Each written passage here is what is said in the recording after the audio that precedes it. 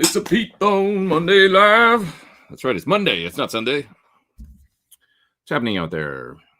Look, I'm back. Wow. I made it. Thanks to our bus driver, Kyle. We made it. We made it safe. We did it. We did it. There's a super chat up there. Oops. We did it. Okay. Did it. I have YouTube open. I need to close that. There's a super chat up there. Oops. We did it. Okay. Did it. I have YouTube open. I need to close that. Echoing. Hold on a second. Where is it? 1 second. It's echoing. Hold on a second. Where is it? 1 second. I've closed 8 windows. I got it. If you could see the way my desktop looks right now, you would see why I couldn't find it that quickly, because it's insane. There's shipping labels and emails and notes. And when people look at my desktop on my computer, they're like, dude. And I'm like, that's what my brain looks like, actually. You're just seeing what my brain looks like. But it's concerning. Somewhat concerning. Anyways, hi, everybody. How you guys doing? Good to see you. Well, I can't see you, but you can see me. There's RCKX there with a super chat, just saying, hey, thanks, man. Appreciate that. You guys are too kind. Today, I know this is sacrilege, but I'm drinking green tea. Who's that guy? I just decided I would have a cup of tea. It's a little late for coffee. Actually, it's getting really strong. I need to toss this tea bag out because, no, I can't get any stronger than that. I know. Sacrilege. It's too early to have an adult beverage and too late for coffee. So green tea it is. Sorry to Ben Coombs if I interfered with your show. I realized last minute that, oh yeah, that's right. You're Monday night, aren't you? So I thought you were sometimes Sunday night though. So did I have that wrong? Because I was thinking that the other day that you go live Sunday nights, but maybe, I don't know. Anyways, maybe you mix it up. And that's what it is. Okay, what else is going on here? What are you guys talking about in the chat? What's happening? Let's talk about guitar stuff. Anybody come to any of the shows? Anybody come to any of the gigs on the Five for Fighting tour? Let me know. Love to know what you thought. Any comments, opinions or otherwise? Is that a CXM 1978 on the table? It is, yeah. I've long had a desire to make a pedal board with the 2 Chase Bliss pedals, as well as maybe Kevin Sir's analog delay, the Sir Discovery, because I just think that reverb will sound incredible with the Discovery delay. And the preamp pedal is amazing, the Chase Bliss one. I love that thing. It's a fuzz, and it's basically kind of like amp sounds in a pedal that sounds like a cool, broken up vintage amp. Not a Marshall, but, more like some kind of boutique thing or something. The preamp pedal. It's basically the Benson amp, I think, in a pedal, but kind of like with solid state components, But he kind of made the amp and the pedal.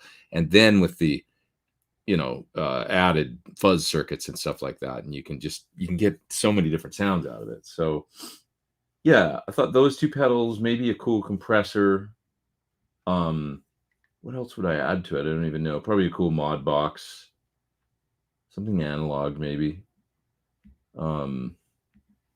Dimension, maybe Boss Dimension actually would be cool. That might be really nice, actually. I don't know, I'm just thinking out loud. Or actually, there's a new Strymon that I just put up the video for today. That'd be a great mod box to put on a board like that. But yeah, and I just never do it. But I've got them sitting there waiting for me to have a board made with, I just want to make like a fun kind of, more like almost like indie rock ambient kind of board, less sort of rock Marshall and a little more like experimental kind of ambient, like a cool studio board. Yeah. Oh yeah, Joshua says, saw you walking out of Friedman's shop the other day. He was trying to convince you to do a video on some speakers he has from back in the day. He wants to do a video on EVs, I think. Because EVs, I'm going to sneeze. EVs, I'm going to sneeze. If you please. EVs, he feels like, were a big part of the 80s kind of, Jakey Lee, Zach Wilde, a bunch of different people using EVs in the 80s for their distorted rock tones. And that's not something that people publicize a lot. That, 412, I mean, first of all, it weighs like, I'm not going to lift one. They're incredibly heavy speakers. So putting 4 in a Marshall cab or something is just like, you're asking for it. You got to have roadies. But it is a sound, and it's a neat sound that we should probably, document and listen to as we do. So I'm down with making a video on those, which is just something we haven't tackled yet, but would love to do it. EV, 12Ls, right? Somebody says Memory Man. I think you mean Memory Man for the I don't know what you were referring to. I thought maybe you were referring to what delay should I put on that board, but anyway, I don't think that's what you're talking about. There's a question here. It's on the 5 for Fighting video on the opposite side of the stage. Do you have a preference?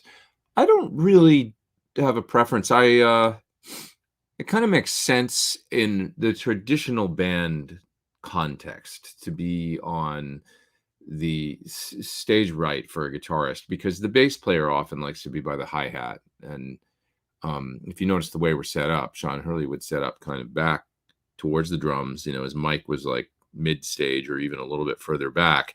He doesn't like to get too far away from the kit. He's an old school kind of, he likes to be close to the drums, the rhythm section. And that's what, I think that was on his, he set up there because that's what he digs. And most bass players, if you're kind of a traditionalist or whatever, they'll do that. Now, when we think about Jimmy Page or Eddie Van Halen, they all set up on that side. So it was interesting. A lot of rock bands seem to have the bass on the other side of the stage. So, but most, you'll see a lot of acts with the rhythm section with the bass player close to the hi-hat, kind of backstage left, right? AC/DC did that. But I'm talking more about, like, if you look at, R&B and funk, and where the bass and the drums are really like locked and they're together. That's how they set up, so any kind of music like that, that's generally what you see. So anyways, but your question, I'm not really answering it. You're saying, what do I prefer? I can go on either side of the stage. I'm cool. As long as I can not be too far away from the drums. The one thing in classic rock show is it's a little tough because it's good for my hearing because the drums are way, way far. They're in the backstage right, and I'm way far stage left. The keys are behind me on a riser. I kind of think, personally, I'm going to push for this, doing classic rock show, that we should start setting up a little more like a traditional rock band, which is with the drums in the center on a nice big riser. Or not a big riser, but a reasonable riser. I would really prefer that, just because it looks a little more rock and roll and it's a little more the typical, I don't really like having the drums offset. I think it's kind of weird, when you got keys on one side and the drums on the other side on risers. Discuss amongst yourselves. You certainly would never see Van Halen do that, or AC/DC, or any rock band. The Who, the drums are in the middle, drums are the center. And so that's one thing I don't like about how we've been setting up the stage. I'll just say, and I'd like to push for that. And I think some of the other guys, James Cole was kind of on board with that and stuff too, I think. But it's just switching it up, But Robert says, great to see some live 5 for Fighting footage. Yeah, we took a lot of video, and I actually edited some. Randy Cook did a nice mix of a couple things. And so there's a video of the riddle that came, but we did a lot. Like, there's a lot more really cool stuff, actually, that we'll eventually get it mixed and get it out and stuff. But I had a lot of fun, man, on tour. I had a lot of fun. We had so much fun. It was such a good band, and just a really nice band to jam with. John it was a pleasure playing his music. Going to buy PT15, wondering if a new model will be coming soon. I wouldn't say soon, so I don't think you're in any danger of it. It's a great amp. I love my PT15. It's not like it's going to go away. So, because when we put something else out, it'll be different. So, if you need a great, portable amp that still kicks ass and has lots of headroom for 15 watts, it's surprising, and has great 3 channels, go for it. You're going to use it and get a lot of mileage out of it. And even when we put out something else, you might be like, oh, I still like this for what I'm doing because it's light and it does everything I need. So I wouldn't hold off waiting for something else, you know. Yeah. Was it all that band's music, Five for Fighting? Yeah, John, yeah, he's got a whole bunch of records out. And he had, 3 or 4 hits. He had Superman, 100 Years, World. Those were all hits. Superman was the biggest one, I think. Easy Tonight was the first single that came out. That was like a minor hit, I think. But then Superman really blew up and became John's biggest hit, I think. 100 Years was also a pretty big hit. So, spread over the course of a number of years, he had hits. I always say if a band's got one hit, then you're a one-hit wonder, right? If you've got 2 hits, okay, now you're getting somewhere. If you've got 3 singles that hit and chart and do decent, you kind of have a career at that point. If you've got singles that chart over, say, a 5-year period or 7-year period or 10-year period, and you have a few hits spread out over that, you can tour for the next 20, 30 years, on that. When we think about it, there's a lot of bands out there that I could cite as examples, but Five for Fighting is certainly one of them. John can go and sell tickets and play theaters and, big clubs or theaters in just about any town in America. And he's going to sell some tickets and do well, because those songs were, they did well back in the day. He had some songs on television as well as in movies and stuff. And it tends to carry you a long way, I think. When you have more than one hit, more than 2, 3 is great. Once you can do that, then yeah. Let's see. Tom, I got to grab a couple super chats there. I'm going to do that. But he says Van Halen had the second best live show ever after Rush as far as stage setup. Van Halen's stage was amazing for sure. It was so cool and rock and roll and wild.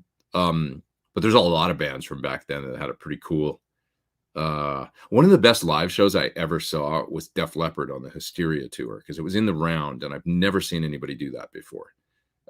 Like that. I mean, since then bands have, but up till then, I don't think a rock band had ever done it. And it was so entertaining, because anywhere you sat in there was a good seat in the arena, and them just being able to run all over the stage and stuff. And then the drums on a big circular thing moving in the middle. That was incredible. So I remember that show as standing out to me in the 80s as being like, man, what a great concert. Like, they sounded great, but beyond that, it was just really entertaining with that different stage. So that was pretty cool. Oh yeah, Night Ranger had the drums off the side. You're absolutely right. They did actually do that. The one time I've seen them live, the drums were far stage left. So that's a good point. Good call. Not too many rock bands that have done it, but there were one. What's the strangest sound toner I've ever had to use on a session? Strangest. Maybe electric sitar. I had to play an electric sitar solo with Don Henley, like a real, choral electric sitar. And I would just play it on this one song.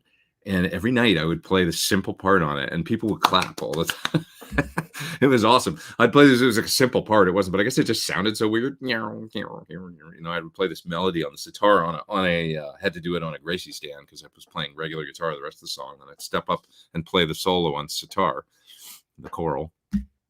And it'd always get some light smattering of applause every night.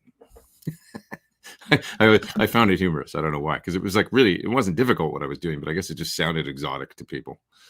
So, yeah, I don't even remember what song it was, to be honest, but some super chats here. Great show in Fort Wayne Saturday night. Thank you. The restaurant that you went to with the Sweetwater guys was, Joseph de Suite in Roanoke. That's awesome. That place, if you guys are ever in that, am I saying that right? Roanoke. It's outside of Fort Wayne, Indiana. Oh my God. There's this farm to table restaurant that does Wagyu style beef. It was like a party stopper. We had a whole bunch of people there from UA, and it was myself, Tim Pierce, Rhett Schull, a whole bunch of guys. Nick Bocott, James from UA, Santiago. No, it was a really great crowd. Super fun. We're all sitting there eating, talking, having some drinks, stuff. It was great. And then the food came, and everybody just started eating, and then everybody shut up. And everybody's like, oh my God. Like hushed tones. It was the best steak I've eaten in the last 15 years for sure. It was just incredible. Just terrific. So that was really fun. Did I miss this super chat? I think I did. So I'm going to try and find it. No, I didn't. There's another one there. Here we got it. There we go. What was Sean's bass rig? Oh, that's a great question, actually, and it's kind of an interesting story. So Sean Hurley rented a backline. There was a mix-up, and his amp didn't end up getting sent out on tour. Main tone for him is a very simple pedal board where he uses Nobles. He's got his own Fender signature bass. So it's a beautiful P bass, essentially, vintage style P. On his board, he had a Nobles DI. It's a tube DI, really high-end bass DI that all the bass players love these days. It's all the rage. He had that and a Polytune. That's it. He's a, bare bones, all the tones in his hands, flat wound strings. This is an amazing bass player, amazing tones. And a really funny guy, lovely to tour with. He was so much fun. Got to be friends out there. I've known him for years, but we never got to hang like we did on this run. So it was really great.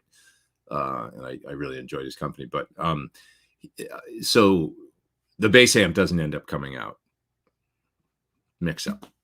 Okay, so now we get to the first gig. He doesn't have an amp. That was kind of an issue. So he went direct for the first day. He was cool about it. Generally these days, sound guys use the DI and the P, especially if it's a great DI like a Nobles or something. That's the sound that you hear in the PA. But they have an amp on stage, usually most bass players, for some on stage sound. Unless they're, I'm talking the typical kind of clean, supportive bass tone, right? If they're using wahs and fuzz and all, that's a whole nother story, right? But generally speaking, if you've got a typical bass tone, what you're hearing in the PA is it's the DI. So the amp on stage, be it a, Ashdown or an SVT or whatever they're using, generally it's just for the bass player. Sometimes you'll see mics on them. They mic them. I'm going to tell you, 9 times out of 10, the sound guy doesn't pull that mic up in the PA. It kind of adds mud with the bass. They always just use the DI in my experience, unless unless you're Doug Pinnick or something, and it's like distortion on a dirty amp, and you kind of want that set, it's almost getting into guitar tone territory, then maybe. But anyways, so the amp ends up being, my point is, the onstage monitor and just some feel for the bass player on stage many times. So Sean wasn't too bummed when his amp didn't make it out. He was like a little okay, but he was like, okay, well, let's backline for the next gig. So you can rent from any backline company, Ampeg amps and a 410 cabinet or whatever. So that's what they did. Many of them would show up not working or with an issue, just sounding weak, sounding weird, sounding strange. So the first time that happened, which was not too far into the tour, maybe 3 or 4 gigs in, he's like, God, my amp sounds like crap tonight, whatever I got. It was an SVT Classic, didn't sound good. So many tubes in those things, maintenance and everything. So I said, hey, do you want to try, because we had some time that day. I go, do you want to try my quad Cortex and just run it? I had a Seymour Duncan Power Stage 200 power amp out there as a backup in case the Matrix that I was using didn't work. So I just had a mono Seymour, it's small. I thought, I'll just throw this in my Pelican case and take it just in case. And he was amenable to that. Oh, sure, let's try it. So I pulled out my quad Cortex, dialed up a B15 in it, plugged the output of it, just one out, into the Seymour Duncan power amp, into his 410 cabinet that was rented that day. And within 10 minutes, he was like, this sounds great. So he was really happy with that. Once again, he just likes a simple, straight up basic bass tone, basic bass tone. Did I say that? So he used it that night. It worked terrific. And then what happened is he called Seymour Duncan because he's like, well, this power amp sounds really good. I should get one of these. They sent him a couple, actually, because he's got a connection to Seymour Duncan. So they sent him a couple Power Stage. It's a straight up, it's a solid state Class D 200 watt or 400 watt or something, small with simple tone controls on it. You can use or not use. It's just clean power. So the next time he had a problem with an SVT, which was only like 4 or 5 days later, he plugged the output of his Nobles DI. So one, XLR out's feeding the PA or whatever, but he's got a 1/4 inch out on it. You can feed through to an amp. He fed that through to an amp, to the Seymour Duncan little power amp, and plugged it into the 410 cabinet. And he's like, well, that sounds good too. So, the Nobles is essentially a really nice DI that's got some simple tone controls on it, adds a little tube color, and he just wants a little sound on stage. That's it. So that's what he did for the rest of the tour. He ended up using the Nobles into a Seymour Duncan Power Stage 200 into whatever rented cab du jour that they brought him that day. and that worked fine. So there you go. That's what he did. Kind of interesting. You know, there's more than one way to skin a cat. Def Leppard and Tesla, was that the tour that I saw? I think it was. Tesla. It's funny. I just met a guy on the street when I was in Boston from Tesla. He said, "Hey, you're Pete Thorn. I know you from the videos online. I'm playing with Tesla." He was like, "Must be a relatively new addition." Maybe not. Maybe he's been in the band for a long time. Because I remember the guitar player. It's not the main fella that plays the Gibson. It's a double neck or SG. From Tesla. Anyways, I'm spacing out because I can't remember. I don't actually know the guys' names from Tesla and stuff. But I remember seeing Tesla open for Def Leppard. This gentleman I met in Boston on the street was very nice. We talked for a little while because they were playing a lot of the same venues we were. So we had a little chat for a bit, and that was cool. But anyways, cross paths with Tesla recently. Hysteria was about the best sounding show I ever saw. Yeah, it sounded. I mean, I remember thinking this is an exceptional concert. Just having a great time. It was a great vibe, and the stage was incredible, and it was just neat. Yeah. Well, this is interesting. Christopher Butler says he saw the Union tour. I remember that tour with both versions of Yes in the circulating round at Madison Square Garden. That's really cool. Yeah, pretty neat. Yeah, Yngwie had drums somewhere. Yeah, you push him off far stage, right? Yeah. That's interesting. Early Yes had a round moving stage. I didn't know that. I mean, just not a lot of bands I think I've only seen maybe them in the round. Now, I just did some gigs in the round. not quite on the same scale, but the places that there's a couple of venues on the East Coast, the Melody 10, Cape Cod, and then another one where the stage is rotating. And I talked about it in my rig rundown, where it's you need to be careful when you put your foot down on your pedals because you will hit the wrong thing if the stage is moving and you're not paying attention. It's driving me crazy that night. Second show, I didn't have any trouble. I learned my lesson. I've played there before. I played there with Melissa Etheridge, but I guess I forgot because that was 10 years ago. Question about Quad Cortex. Since you used it on the tour, how dynamic did the mid-game amp models feel? Well, I'm not using the amp models, Sean. I used the... Hi, by the way. And I used captures that I made of this amplifier. So I used to have one of these, a combo version, 20 years ago when I toured with Five for Fighting. It always sounded great. So when I got this gig and I was going to go out and do this tour, I thought, I have one again, King Royale. Why don't I try and put that in the box? And as I try and do when I do tours and build sounds for tours using modelers, I try and not to go, and this is a big piece of advice that I would give anybody out there. Don't go crazy using different amp models and stuff for every song, limit it. Just try and be okay, let's pretend this is a physical rig with real amp heads. What would I do on tour? Also for speaker sounds, what would I do? How many cabinets would I actually have on stage?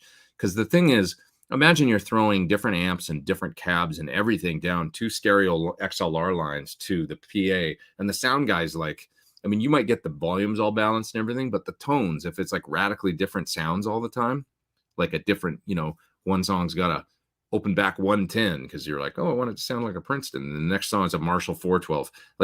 The sound guy is going to be holy shit, because at least if there were real physical amps on stage, you would have mics on all the different cabs, and he could pull up the different channels and go, okay, I'm going to EQ this one. This one needs a low cut here. It's a little woofy, but this one, you'd be able to treat them different, right? Well, you don't have that when you're going to send all those different sounds down stereo left and right line to the PA or to the guys, the in-ears for all the guys in the band, whatever, monitors.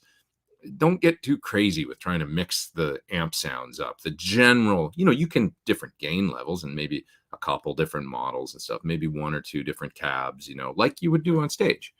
You wouldn't be too crazy with it, So that's my recommendation. With that in mind, I put that head in the quad, both channels, because I used the normal channel for Queen song. We did Bohemian. And then I used the top boost channel for the majority of the sounds all night long was the top boost channel in that amp. And this is exactly, because I haven't used it since I did the capture, this is exactly where I had the control set. Master on 10, because you don't want that, especially not when you're making a capture. I don't like using the master on an AC30 style amp. I think it neuters the amp. But the volume is on about 3.5, pushing 4 maybe, or 11 o'clock, right?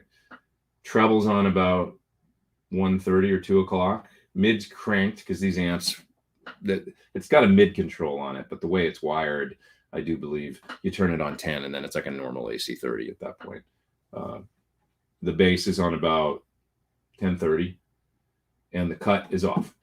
And that's the way I captured it.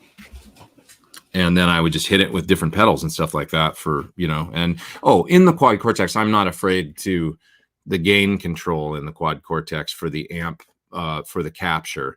It's kind of like if you did a Kemper profile where everything comes up on 5, gain on 5, tone controls all on 5, and then you can kind of tweak from there and get a little variation in that sound, but you don't want to go too far. You might as well just do a different capture at that point or profile.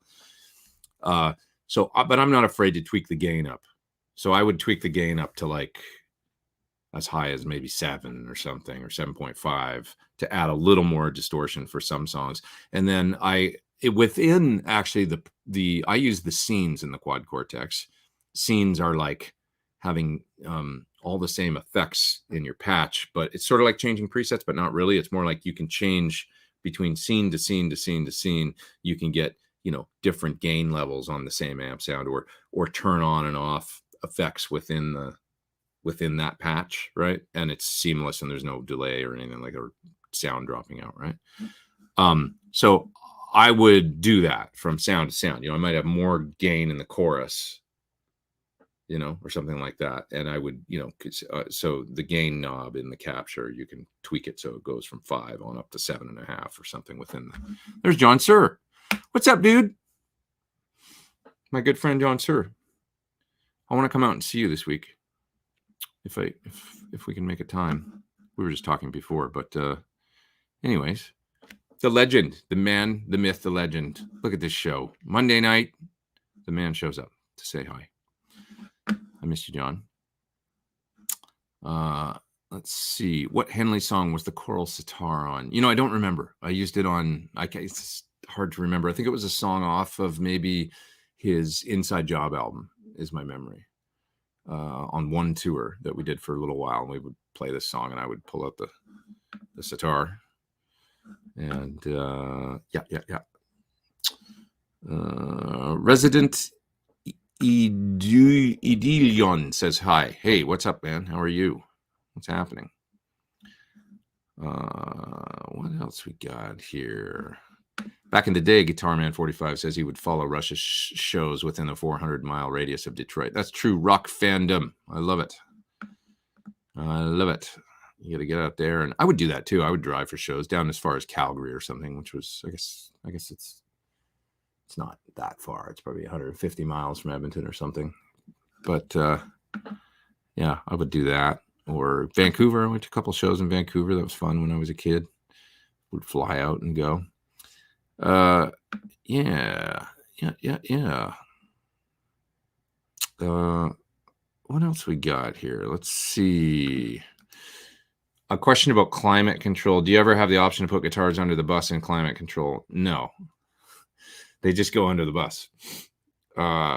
We did put them under the bus. That's just where they rode on this tour. But no, I don't. I've never worried about that stuff, man. I did a tour with Melissa Etheridge across Canada in February once.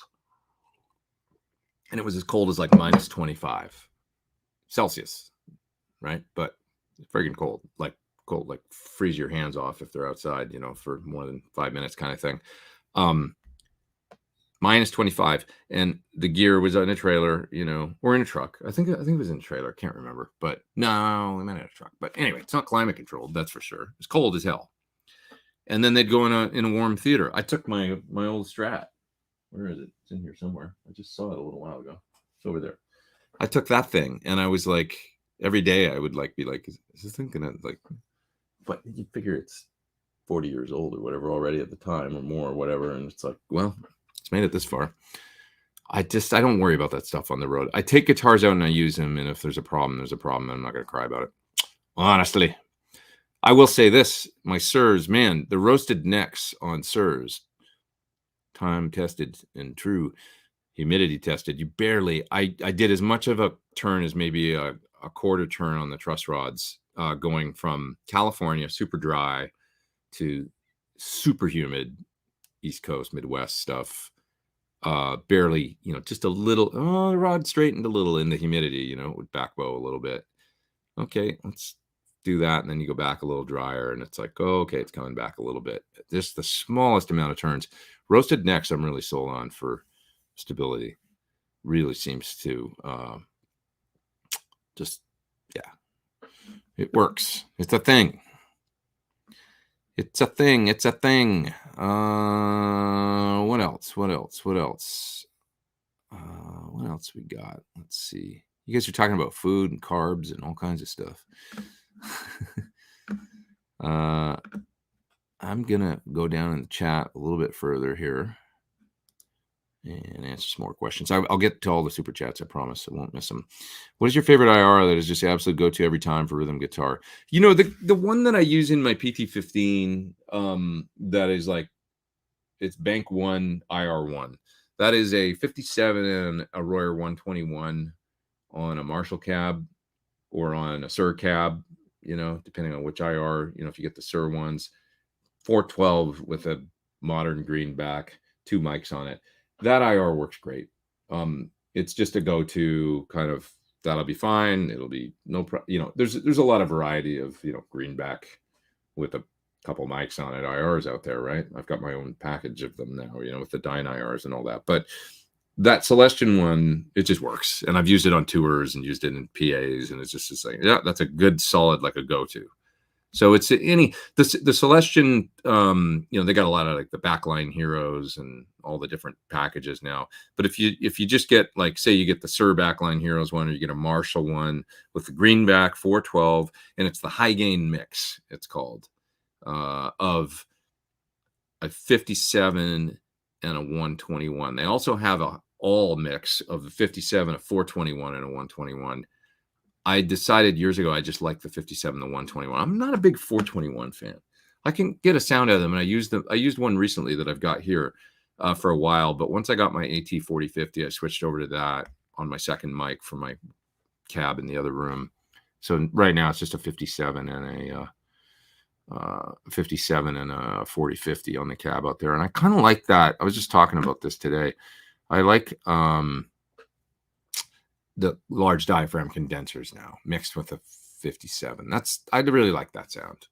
A lot of metal guys like large diaphragm condensers too. I think because they're faster. Like, they have a fast, they got a real full range sound and a quick attack, quick response. A ribbon is a little softer, a little squishier.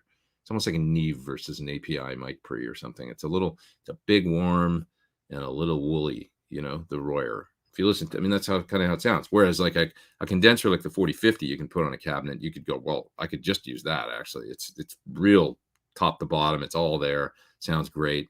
And that's the classic kind of AC/DC too. They used to use like U67s, I think. And, I don't think there's 57s on cabinets with AC/DC. It was U67s. It's kind of interesting. So if you try the Marshall plug-in from UA, that what's the company? I can't remember, but it's the Marshall plugin that's the official Marshall Plexi plugin, for UA, and they did it with the engineer that did For Those About to Rock and Back in Black, I think, recording engineer. And if you look at the mics are like 67s, and I don't even know if there's a 57. There might be a 57, but he and they talk about it in some of the the ad copy and stuff. That's what he was using for that back in the day on the AC/DC guitars and stuff. It's just kind of cool. Chris Quinn, what's happening? Can you talk about divided by 13 amps you've owned and played? Just picked up an RSA 23. I don't know that much about that particular model. I have an RSA 31, which is his AC 30. It's closer to an AC 30 than the 23. 23, it might be the similar power section to Brian Ray's amp, which is a kind of an interesting sort of, I think it's like a Class A but dual KT88 kind of thing. Those are very, very unique.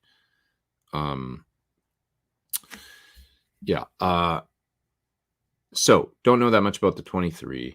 The divided by 13s I tried were the LDW 37, I think it was called, which was kind of a low voltage sort of 50 watt JMP /2204 affair. And I used that with Chris Cornell for a little bit, way back in the day. A FTR 37, which is, I think of it like a great big deluxe reverb. It sounds like a double power. It's a 460V6 amp. It's volume, bass, treble. Sound familiar? Like a deluxe, right? And it sounds like a deluxe, except it's got a mid-boost circuit in it when you pull out the volume that can add some gain and give you a little bit more of a British thing. I like that amp. I thought it was a really good amp, and that's kind of the amp that put him on the map back in the day. And I used that on numerous tours. Draco Rosa, Jewel.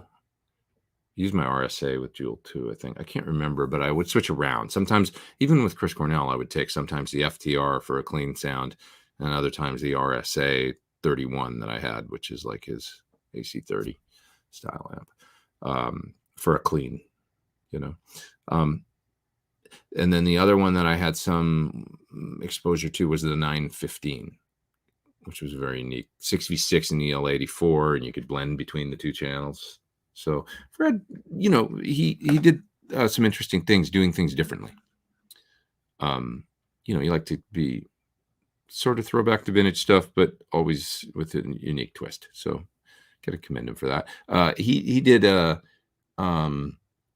nice bass amp too, the 200 watt all tube jobby. And Sean Hurley actually used to use that. I remember that first session I ever did with him. He used that divided by 13 on. So yeah, let's see what else have we got here, guys. Here's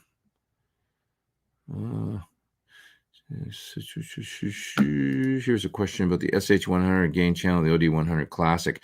Is John still here? Can he answer that? Heard the SH100 is the gain channel of the OD100 Classic. I'm not sure if he's still in the chat, but John could confirm that, or I'm sure it's probably not exactly the same. Yeah.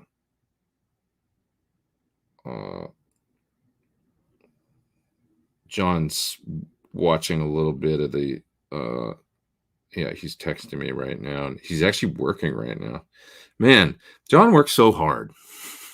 He's at the shop right now. John, go home, eat some dinner. 6:42. He's actually working on bodies right now in the shop. What guy? Sir Guitars. I'm just going to ask him. Somebody's asking if the OD100 Classic is the same gain channel as the SH100. Let's see what he says. Okay, and here's another super chat. What a great surprise this Monday night. Yeah, sorry if it wasn't, you know, if you're watching this later after the fact, once it replays, I put up a little post yesterday saying, you know, I was going to be traveling and wasn't going to be able to do Sunday Live. You know, it's all during fly time yesterday when I was flying home from Fort Wayne. So what are you dying to do since you are back home? I think I'm going to go get some tacos, man. Pretty soon. I'm going to hang for another probably 45 minutes or something, then I'll jet and go get some tacos. Either that or a pizza. I can't decide. I got a couple spots that I really enjoy, and it's going to be one of those two tonight, I think. I don't know if I can stay away from the tacos. The tacos sounds good to me right now. How do you set the master volume in the SL68? Oh, by the way, more guitars. Thank you for the super chat. I really appreciate it. Thank you, man.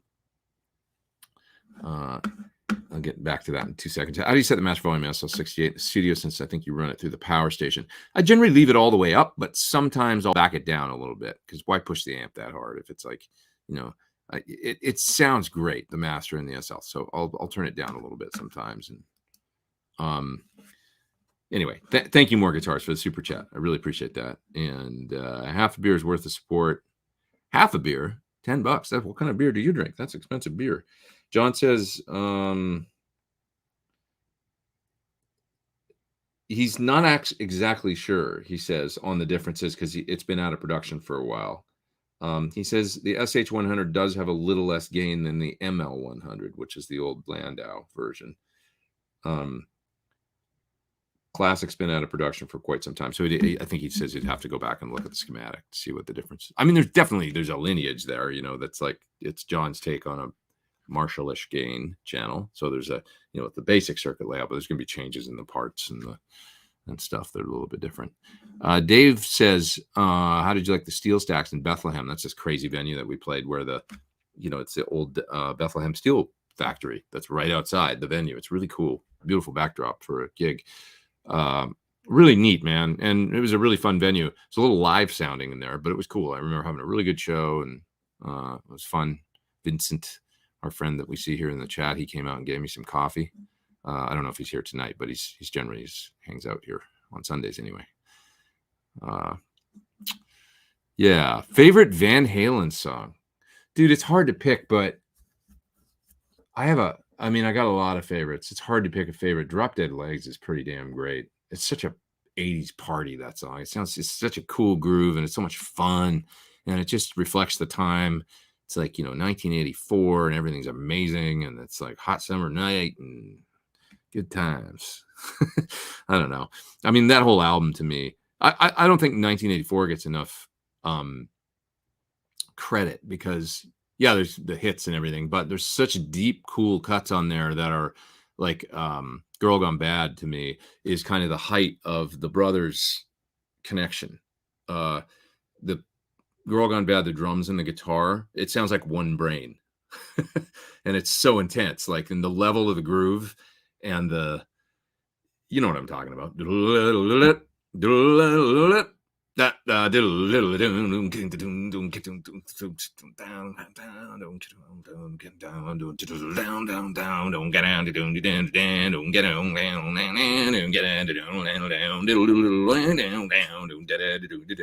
bet I'm within like a BPM of the right tempo too. That's how insane I am. But yeah, it's just amazing, And then House of Pain too, like the way it transitions through. It's like prog, but it doesn't strike. It's how did they make stuff that was that sophisticated? Because it's pretty damn sophisticated. How did they make it sound like a party? No other band could do that, not like they could. It was so groovy and musically and jazzy almost, it's Girl Gone Bad and House of Pain with its shifts in, the way the groove changes and stuff. That stuff is so much fun to me. But I could pick stuff on every record. A lot of people will put down Diver Down. Oh, it was so short, and there was so many covers, and it's 36 minutes long. And yeah, but that record had secrets, and that record had little guitars, which is like incredible. Also like the journey of little guitars through the nylon string intro into then the long extended incredible kind of proggy intro that happens after that. It's like, I don't know how long it is, but it's a minute and a half at least before Dave starts singing, maybe more, and then then you end up with this really beautiful kind of, I don't know, it's just like nobody made music like that. They were the only band that sounded like them. So even Diver Down, we can come up with a ton of, there's at least 4 tracks on there that to me are just standout killer Van Halen songs. Yeah. So it's really hard to pick a favorite. I guess I'll vacillate around, of like, and of course I'm talking about the 6-pack right now. I'm not even talking about Sammy Hagar era, which to me, there's a lot of great stuff in there too, like really fun, tracks that sometimes I'll forget because I'm such a fan of the early stuff, but then I'll listen to OU 812 or something and go back and listen and go, God, I remember the song. I haven't listened to this one in a long time. And it's really cool. Like there's some really cool stuff, So anyways, are you going to do anything special when you hit your 250,000 subscriber mark? Maybe. I've been thinking about that. It's coming slow though. If it keeps going the way it's going, it'll be another year at least, it seems like, because I gain about 1,200 a month or something, or 13. My channel was just never the one that went like, oh, it's grown from here to here to here to here. And truth be told, guys, I do the best I can with it, but sometimes I'm lackadaisical about, like, when I was out, I didn't put out a lot of videos, right? I put out one demo the rig rundown, and then other than that, it was Sunday lives, and that was over the last 3.5 weeks. So I'm not the, and I'm kind of okay with that. Like I'm not so driven to, like, I don't really chase, like, I must get to 500,000 subscribers by the time it'd be nice, but I've sort of accepted, like, my channel's it's a nice slow burn kind of, and as long as it doesn't go downhill, I think, that would bum me out. But I'm not chasing, like, the, being the biggest YouTuber or anything like that. So, but that doesn't really answer your question. What am I going to do? Something special? I should probably, yeah. Maybe I should have like a party live stream or something. I'll get some friends on or something. That's a good idea, I think. Maybe I'll have like Tim, or maybe see if I could get Red or Rick Beato or some of those guys to, do maybe some of them would hang for a little bit and do a little live stream with me or something. Get some party hats. Listen to some tunes. I think that's what I would like to do. Yeah. Do a special Sunday live or something for when that happens. Okay. Wow. Jeff says he's seen Rush 28 times. That's incredible. I saw Rush maybe 3, I think. And the crappiest one was that I had, not the crappiest gig, but it was crappy. I had tickets to go see them on the Power Windows tour that were like second row floor. Like, I scored the sweetest seats and they were dead center, and just like, this is going to be amazing. And like, I remember going to the venue and it was wintertime, and we got there and the sign was on the door, Rush concert canceled. And I had to take the train. I mean, I lived all the way across town. It was super cold. So I remember taking the train there.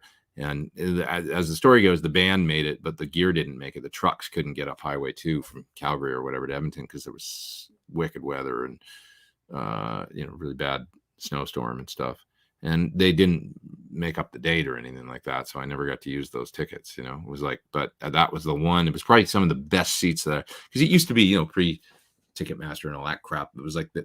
We used to go stand in line. If you stood in line, you were first, or second, or third, or 10th in line. You got some pretty damn good seats.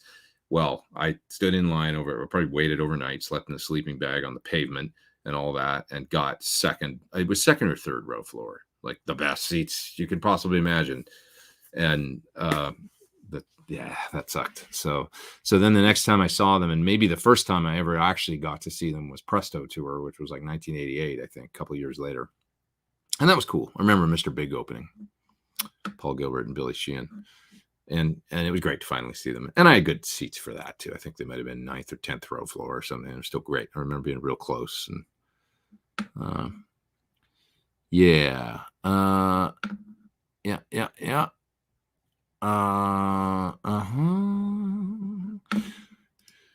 This fellow's from Argentina asking me about the Amplifier in a live situation. I've never tried it in a live situation, but I did make a video for it. It's a little amp sim box that it's analog that goes on a pedal board. And I know what you're talking about. And I did a video for it. So you can check it out on my channel. The world needs another 6-hour Pete Thorn, John Serotonin talk. I'd love to have John on one of these Sundays again, catch up. Excuse me, been a long time. We could have another. You guys can ask John questions. John's really busy all the time, though. He's like right now, he's working on bodies. So it's his weekends too, because I do this show Sundays. The guy wants to have a weekend, where he can hang at home and work around the house and stuff like that. Still working, right, John? Working at home. That's all. You should get Lukather on the show. I would love to have Luke on, actually. Would love that. One fun thing that happened while I was out, I got to go see Peter Frampton in Nashville at his studio. I've wanted to visit for a long time out there. When I was in town, luckily he was there when I was there on a day off. You may have seen a picture on my IG as I was leaving. We had a great talk and hung out for a while and just caught up and stuff. But then as I was leaving, he had a couple guitar cases by the door, and he said, "Oh, I don't know if you've ever seen this before." And of course that came out, which was that's it. The Phoenix Les Paul. It was really funny. He opened up one case first, and he's like, "Oh, I don't know if you've seen this." And I was like, "Oh, I know what this is going to be." And he opened up the case, and it was a Sunburst Les Paul. And he goes, "Oh, sorry, that's not it." But it was a 1960 Sunburst Les Paul. I said, "That's pretty damn cool too, Peter." He's like, yeah, I guess so.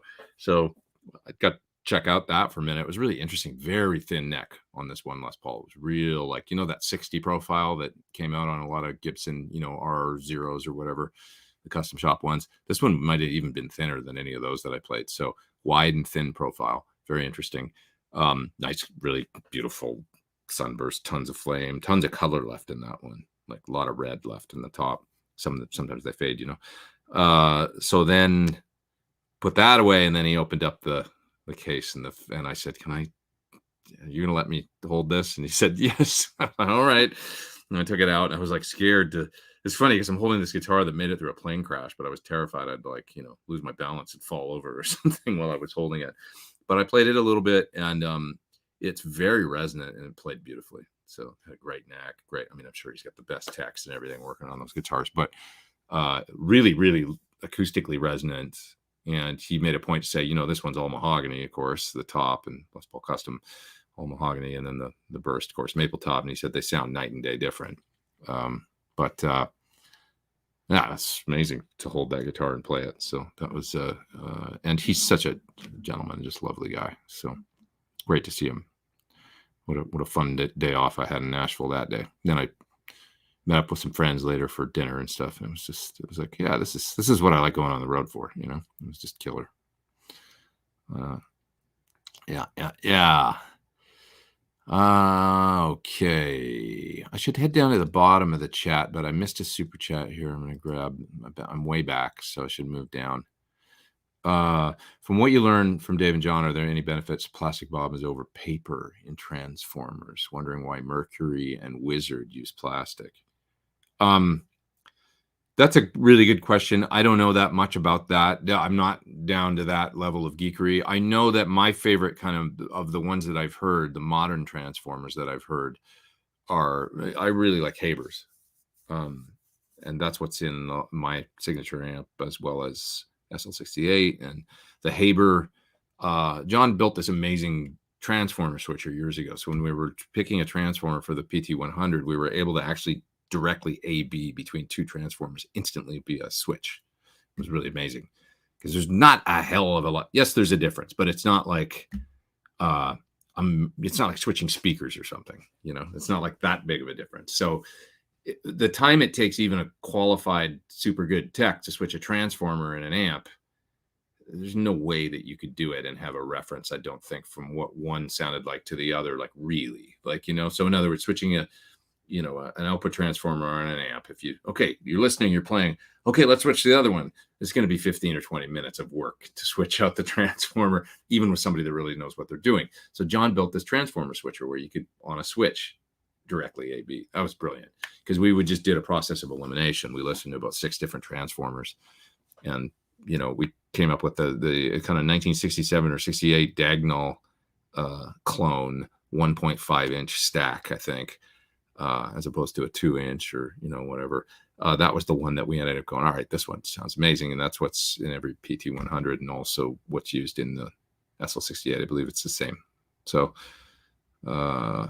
correct me if I'm wrong, John, but I'm pretty sure that's right. Different power transformer in the 2 amps, but not the output transformer is that 1.5 inch that we decided on. But I couldn't tell you anything about what you're asking with the plastic over paper. We listened to Mercury's back then. No slag on anything, but I really like the sound of the Haber. This one particular Dagnall clone or whatever, it's like, yeah, that sounds good to me. Sounds right. Lauren says, are you not a 57 and 121 guy? Used for a long time, ribbons and 57s. I've never owned a 121. I had a borrowed 122 for a while, which I preferred to the 121 because to me the 122 had an active preamp in it, and it was a little clearer and more gain, and so it was a little more transparent on the top. I remember it was down from 65 amps and he let me use it for a little while. He's like, you can just use this and it'll sound clear enough. You don't need to pair it with a 57. And I tried it. Sure enough, it had a more extended top end to me that sounded better than just a 121 by itself. 121 by itself can sound really beautiful on an amp if you're looking for a darker, very organic, vibey. I really like them actually out in front of an amp about 3 feet or something, in a nice sounding room. Because of course that ribbon is kind of figure 8, right? I think so. They pick up a little bit up from the back. So if you back it up from the amp, it has a very natural, like amp in the room kind of sound that's really complementary. It's just if you're playing with a lot of distortion and you want the cut and the punch, if you're used to 57 and what they do, that ain't there. So if you want a natural kind of, beautiful ambient, the tone of the room and the bloom, like a nice, I'm thinking about like a Strat, reverb, Fender, vibrato kind of, maybe with some that kind of sound. Great on a with a Royer 121. That can just work perfect. Now, so when blending on an amp, it became the thing of the day. Mike setup du jour when they first came out around 98 or 99, 2000, 2001. Everybody was blending 57s with Royers on rectifiers and, V30s with gain. It sounded great because a 57 on those amps could just be a little like, it was a little much, especially on a V30, because a 57 kind of does what a V30 does almost. It's like that upper mid cut thing, right? But blended with a Royer, it was like, oh, that's just big and natural and warm sounding. It sounded great. Really good sound. But over time, I found Royers to be a little slow, like the attack, right? A little like I say, it was more like a Neve versus an API, mic pre or something. A little more, it was just a little slower sound. If I used a condenser instead of a Royer, a good condenser, became a fan over recent years of a Neumann FET 47 for this, but also just the Audio-Technica 4050. I love that. Been a big fan of that now for a couple of years. That blended with the 57 to me is a faster, truer kind of attack, and gives me kind of what I used to want out of the Royer, which is a fuller sound, right? But not only is it a fuller sound, it's an extended top end as well. And then you get the fast attack. So the clarity. You could just use the 4050 and that's it. And it would be a great sound. And in fact, I've done that live. Yeah. So there's that. Make sure I didn't miss any other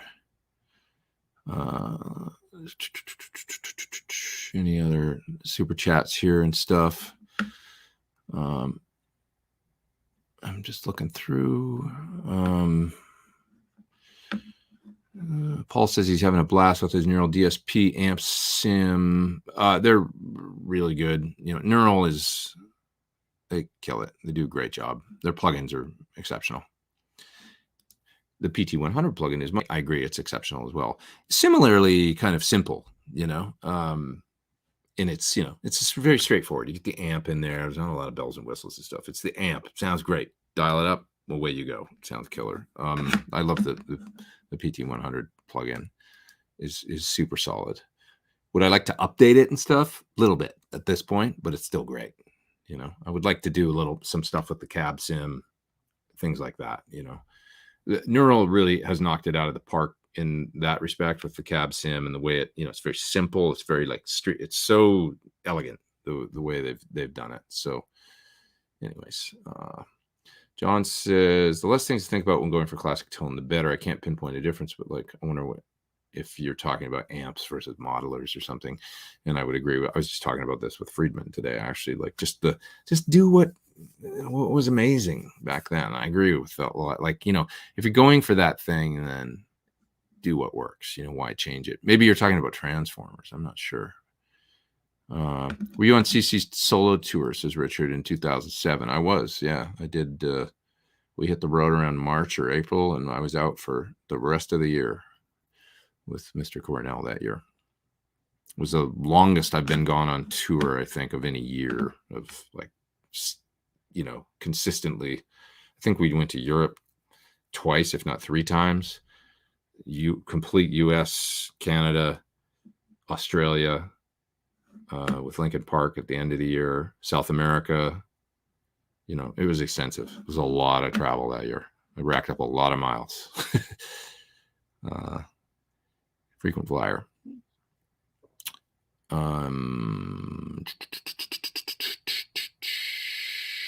What else we got here?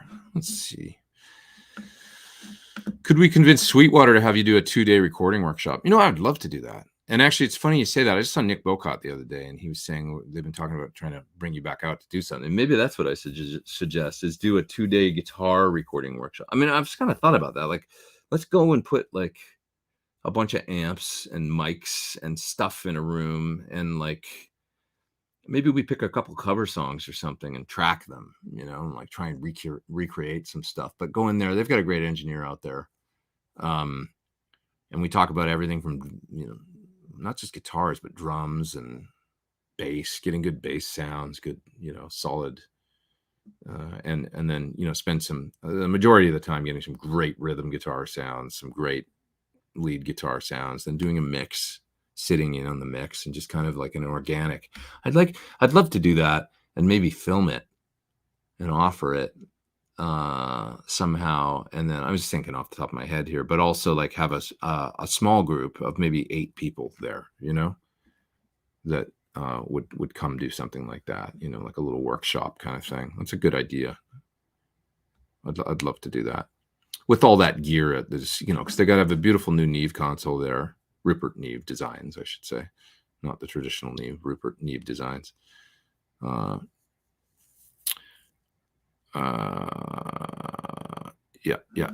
John's got paste filler and gloves on. He's working. I love that you're here listening, John, while you're working. Purposeful Porpoise says, thanks for bringing the brown face circuit back into the world. Definitely underrated. John's a big ZZ Top fan. So that's the Ombre, the sound of the first 2 ZZ Top records. It's like Proto Marshall. Great. What a great amp. Peter has one, actually. I saw it in the studio while I was sitting there, and we talked a little bit about it while Mr. Frampton.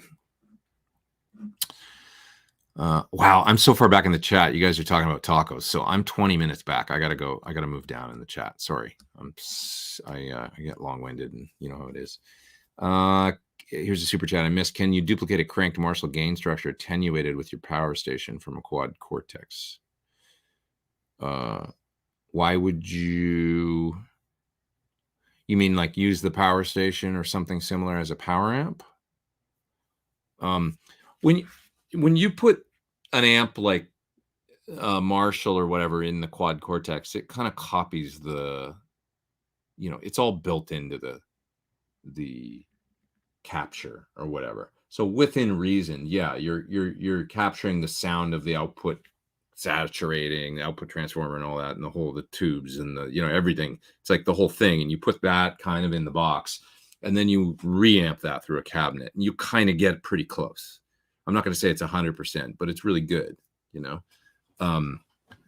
It's, and I've used it now doing this, for some gigs and stuff like that. And it's like, I did a video on it. You can hear it. There's a video called, "Can I Put This Badass JMP Into This?"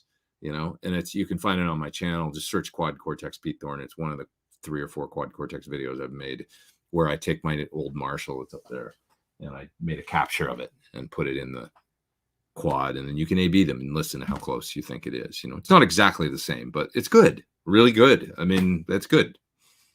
Yep.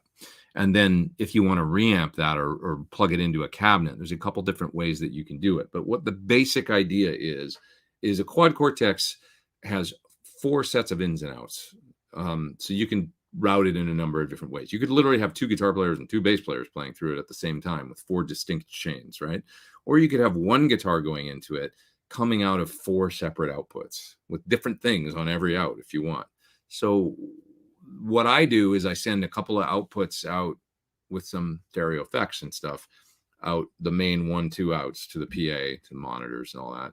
And then you can take the 3-4 outs and send those via a couple 1/4-inch cables out to a power amp and plug into some cabinets. And then you can have some onstage sound.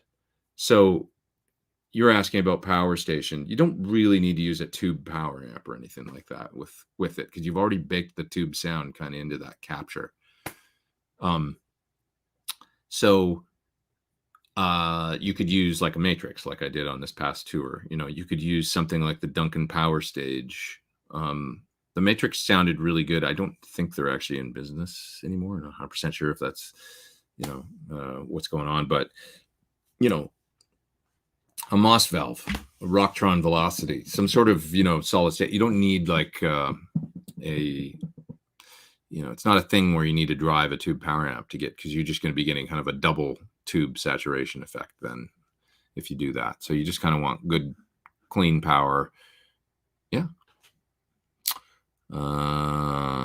Speaking of Sammy, did you dig Ronnie Montrose? You know, the sound of that first record, or I guess it's the first record, the Montrose record, right? With Sammy, is proto Van Halen. I mean, it was Ted Templeman, right? And that was kind of when you listen to it and you go, oh, okay, I could see where.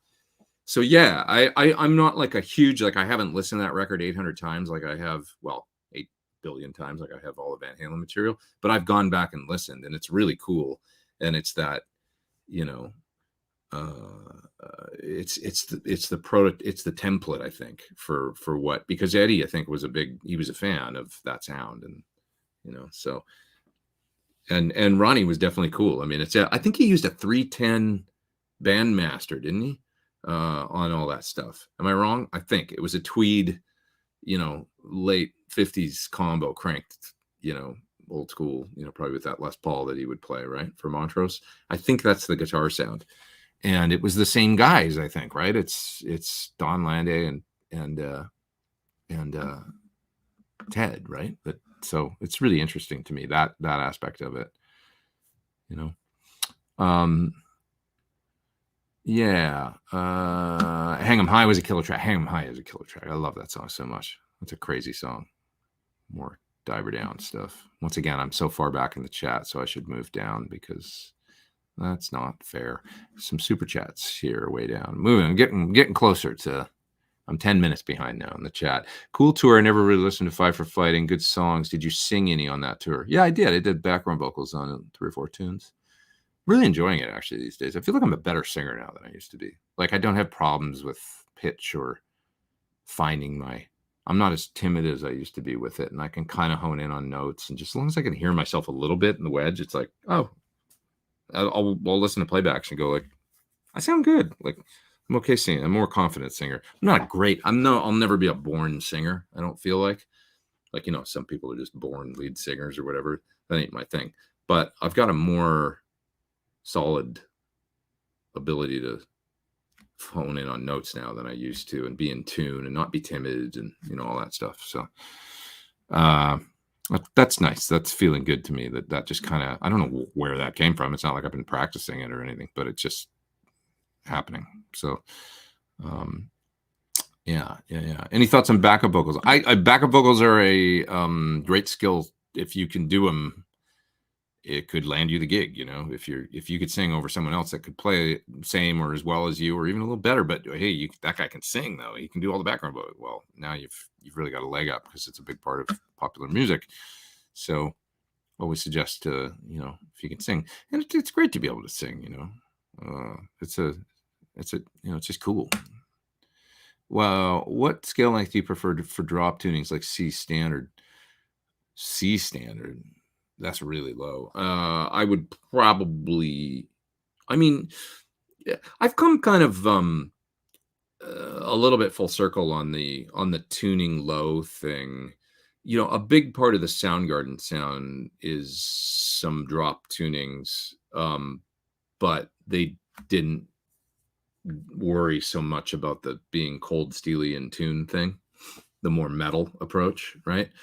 It was called grunge for a reason, I guess, you know, like, I mean, this part of the Soundgarden, you know, part of what made Searching with My Good Eye Closed, or what's another example? Slaves and Bulldozers, you know, where they would kind of do the open string thing, but then play up really high on the neck to do the, you know,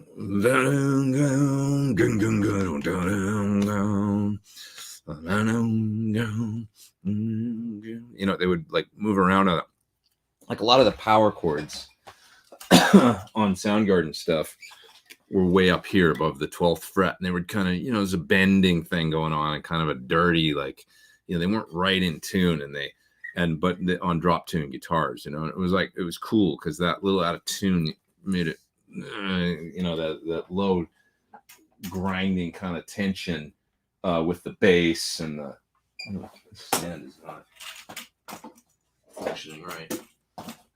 If I was a little less careful, I would have dropped that guitar right now.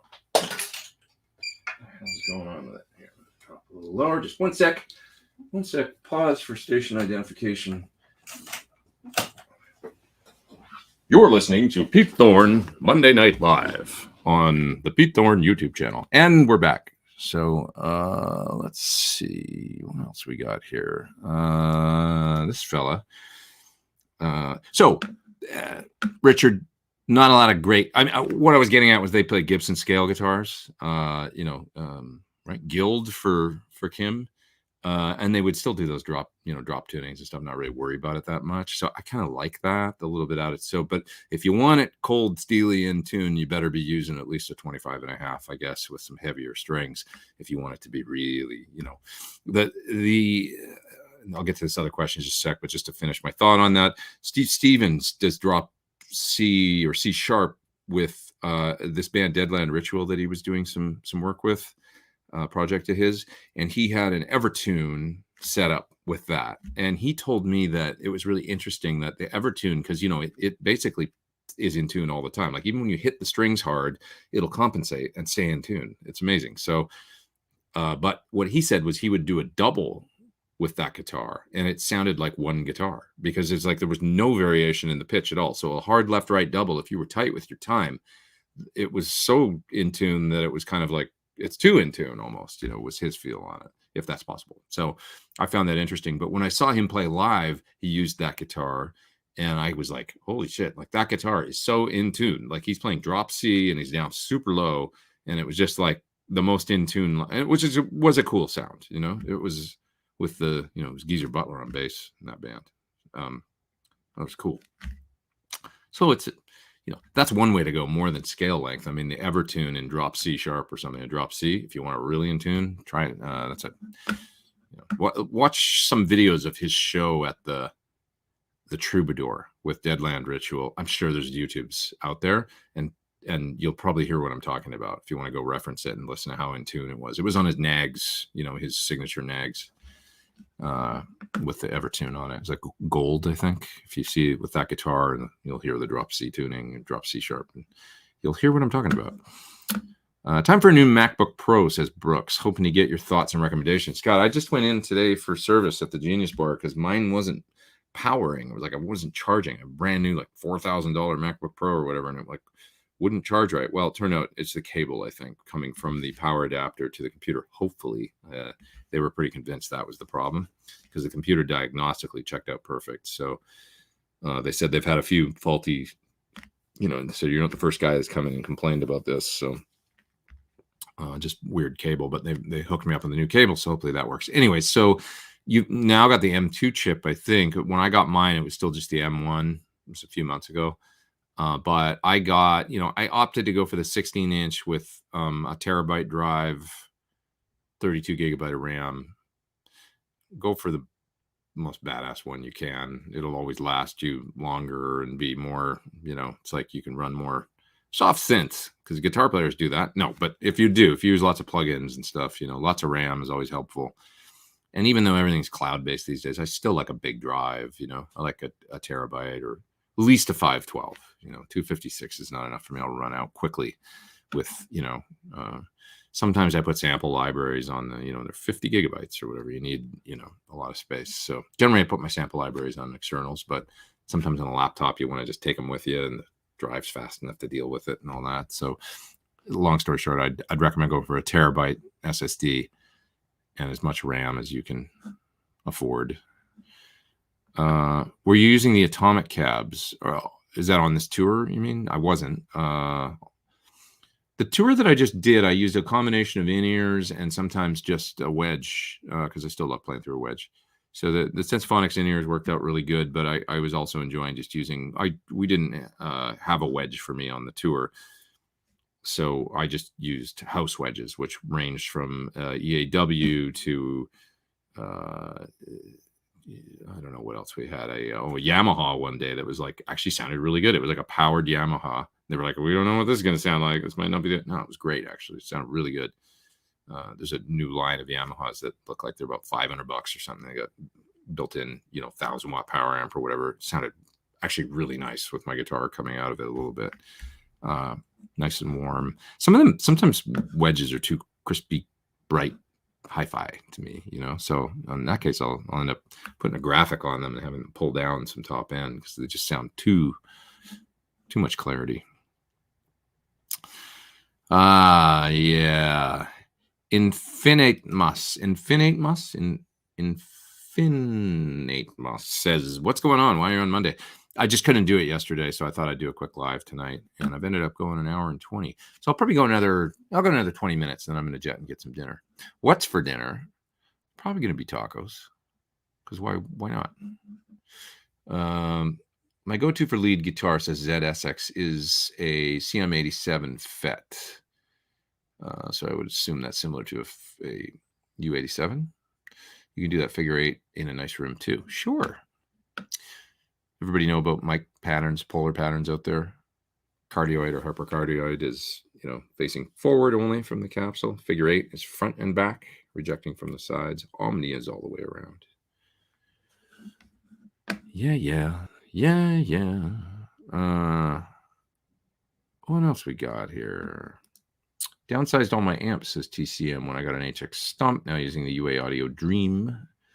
Just didn't feel the need for a big stable, kept 2 rocks and Bartell and ditched the rest. It's the modern way, it seems, with many folks. It sound great these days, these pedals. Nothing will ever totally replace an amp for me, though. Obviously, look at these things. I love amps. I love them. Steve Morse uses a Shure KSM32 Live on his cab. I've used those too. Pretty cool. I like Shure KSM32. My favorite's still a 4050, but it was good, decent, you know, for sure. Lots of clarity. Used them in Japan for a while. Used them in with Jewel, actually, when I toured with her. The sound engineer really liked Palmer's in the PA. In the PA, it did sound good to me. In my in-ears, it was a little mid, you know, the way a Palmer sounds. Just a little, like, it's a Palmer. It sounds like kind of a flat mids, kind of like, but in a PA, they can sound good, especially if you EQ them a little bit.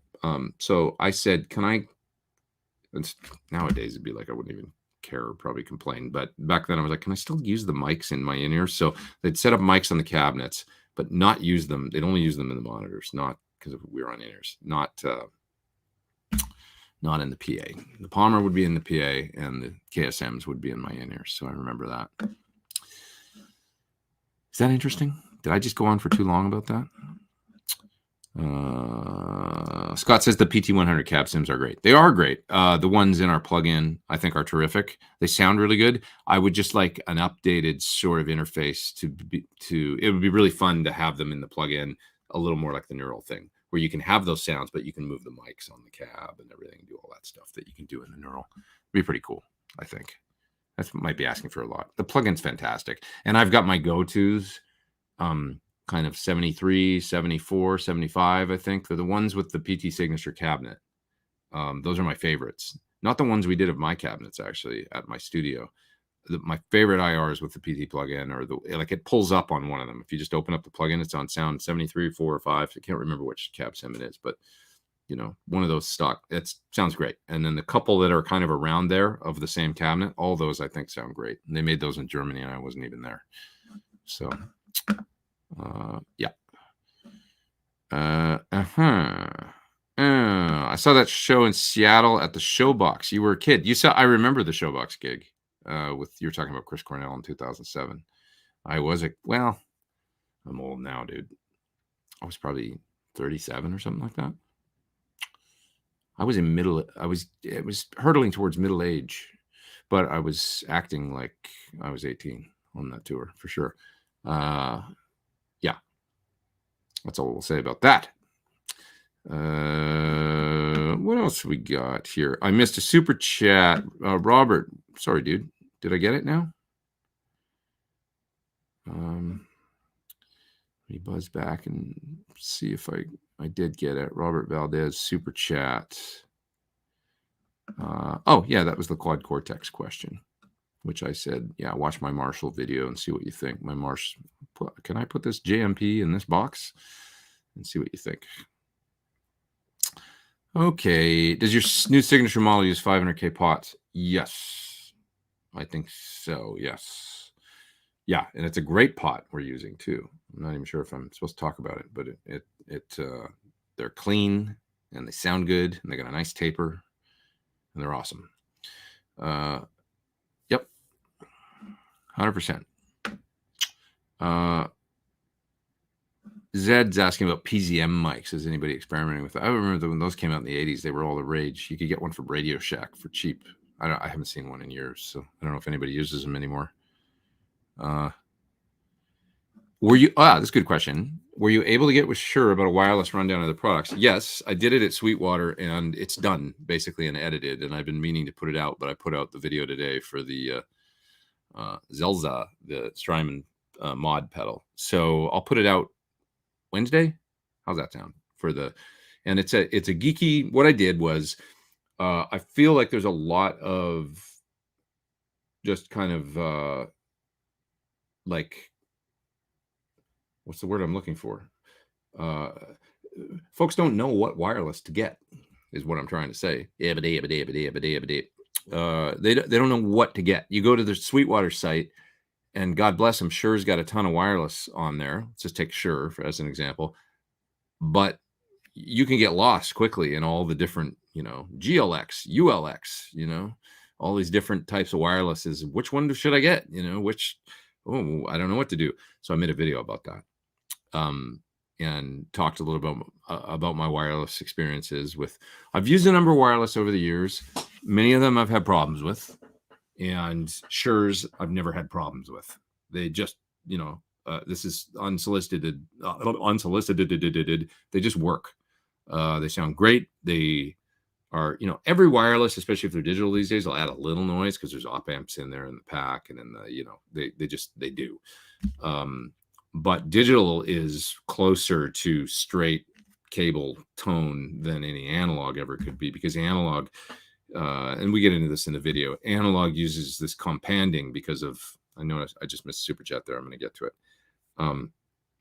The companding and expansion technology that you need to do with analog is necessary because of FCC and different worldwide regulations. And so you end up with a much smaller dynamic range with an analog wireless, and many times they don't respond the same on the volume control on the guitar. You get a great sound still with a lot of analog wireless, but there's a fair amount of difference between using a cable, I still find, right? That's a common thing with analog wireless. Now with digital, because it's just ones and zeros and it's got A to D on one end, D to A on the other, you can broadcast that no problem, as long as you stay within the laws of what frequencies you can use, and you don't end up with the same. It just converts the information on the other end from, goes digital, spits out across the world, however, 200 meters away, comes out the other end, goes through a D to A, and then goes into the amp. And it's much closer, actually, than any analog wireless ever could be to being the same. So we've solved that sound issue with the digital wireless. But as the world gets crazier and crazier, and more radio frequencies and Wi-Fi and everything under the sun, cell phones, it can be difficult frequency wise, right? And the one-stop shop of wireless it's a difficult thing. Like finding one wireless that'll work in every single situation, is tough because of frequencies. So in other words, you'll pick up and I found this once I started touring a lot. I'd have a wireless, whatever my wireless was, and I'd go to Japan. They'd be like, "Oh, no, you can't use your wireless." And I'd be like, "What? Like, I want to use my wireless. It sounds like I like." And they're like, "Sorry, it doesn't work with our frequencies over here. Like, we can only work within these frequencies." So then they'd rent me one, and I'd kind of, "Can I just use mine?" And then I'd try theirs and go like, "Wait a minute, it sounds really good because it's digital." If they're digital, they all kind of sound good. They all kind of, as long as it's down to the converters, really. They've got a good ADD. If you're using a wireless, it's like $1,000, $2,000 from whatever company, they got good ADDs in them, and they're going to sound good. So that was the first thing I discovered. Oh, my AKG doesn't really sound any different than this Shure over here, as long as I gain stage it right and make sure the pack's set right and everything. Always check with a cable and go like, okay, yeah, everything sounds like about unity gain with a cable, but similar, So once you get that out of the way, it's like, well, it's okay. It sounds the same. That's cool. But I would always have more dropouts with other systems. Shure's, no problems, no dropouts. I had one dropout on the Classic Rock Show tour earlier this year, and it was super weird. It was like all of a sudden it was right at the end of the set, and it was like the last song, I think. And all of a sudden my guitar starts cutting out, and it was like going crazy. And it was almost comical, like how bad the dropout was. I think somebody had a radio or something that was like right on the frequency of wherever my pack was set, and they hadn't turned it on, maybe somebody in the venue or whatever. That's the only dropout I've ever had with a Shure Wireless that I can remember. And this is over years now of using them in France, using them in Japan, and now using them in the UK and also in the States. I'm just a big convert to Shure because they just work. They make great wirelesses. But the question is, for everybody out there, which one should you get, right? Like, you don't know.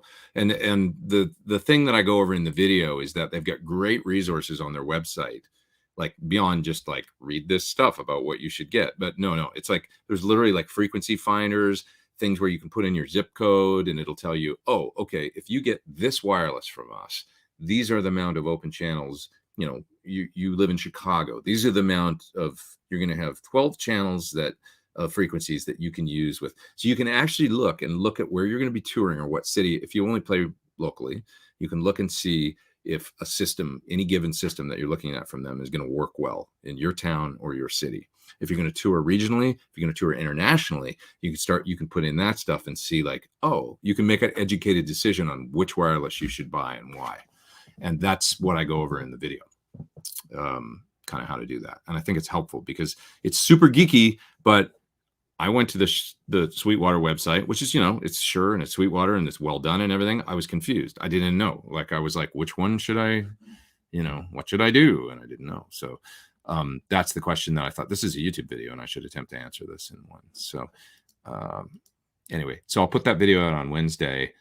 Might be boring to some, but it might answer some questions if you're in the market for wireless.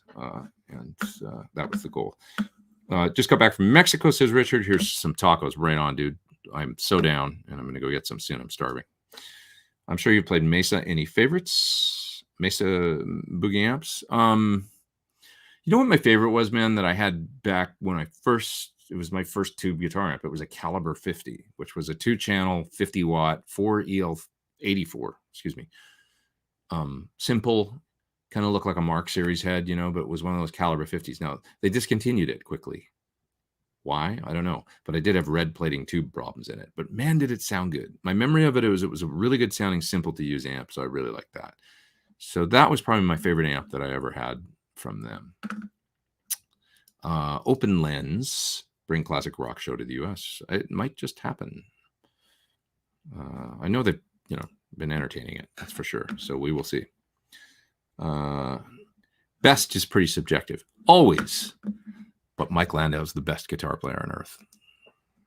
There can be no best. It's subjective. Of course there can't be a best. Mike's the best. I said it here. I did.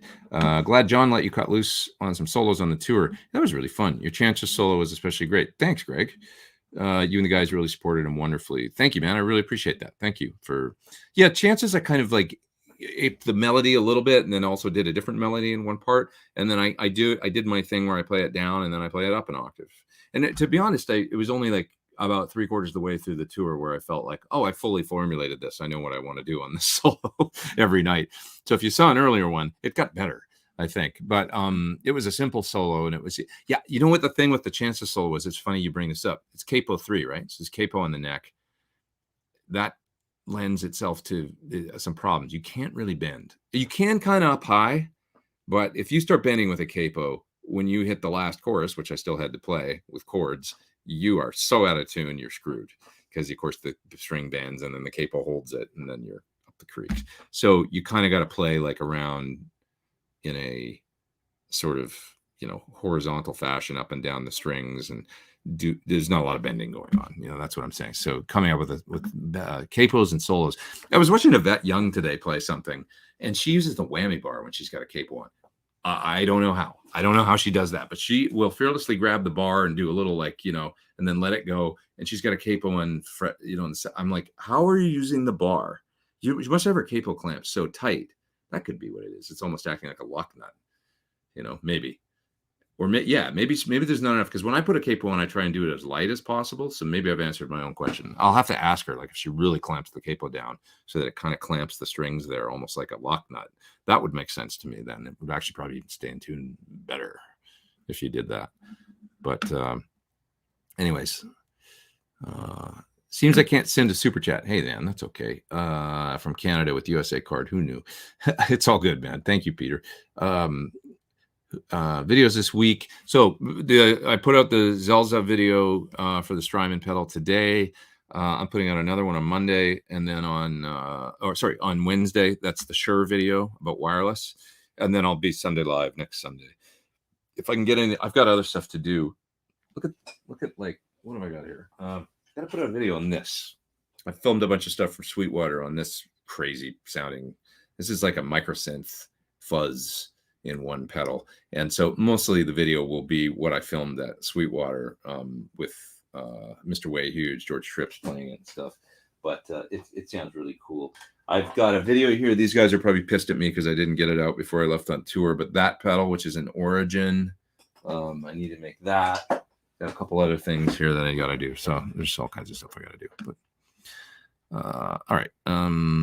Rhett's here. What's up, dude? You just texted me too. Shall I read your text? Dig the weeknight stream. Thanks. Look, here's a picture of Rhett watching the weeknight stream. I did it at this time, Rhett, just because I was away yesterday. I was traveling all day, so I couldn't do the Sunday thing. I feel like Sunday works well for a lot of people because it's Sunday, so people are off work. The time I do it at is largely because people are just starting to get up in Australia and stuff, but they're getting ready to wind down in Europe. And so it seems to cover the whole world nicely, but sometimes a nice weeknight stream is fun.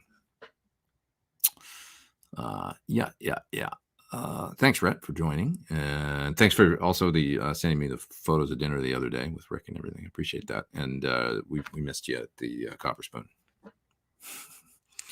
Okay.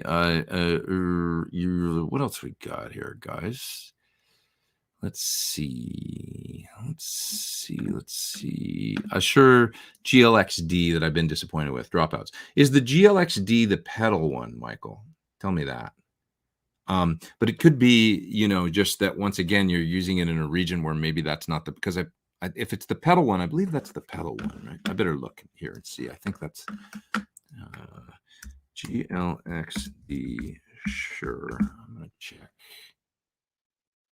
No, that is so it's the kind of 500, 529, that's the mid-level kind of. The next one up from there would be, I think, probably the ULX. And that's right, more like $1,100. So there's once again, all this info is kind of available on their website. Like when you look at, you can go on the Shure website and you can look at like GLX bands. Here's where it works.